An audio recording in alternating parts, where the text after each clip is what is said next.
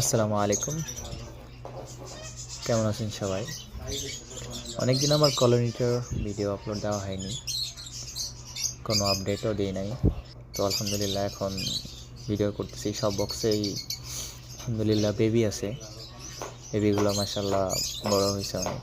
লাস্টে আপনাদের পিকচার দিয়ে দেবো আর কি। বেবিগুলোর ভিডিও করা হয় নাই। তো বেবিগুলোর সাইজও মাশাআল্লাহ অনেক হেলদি এবং অ্যাক্টিভ আছে। যদি কারোর লাগে যোগাযোগ করতে পারেন।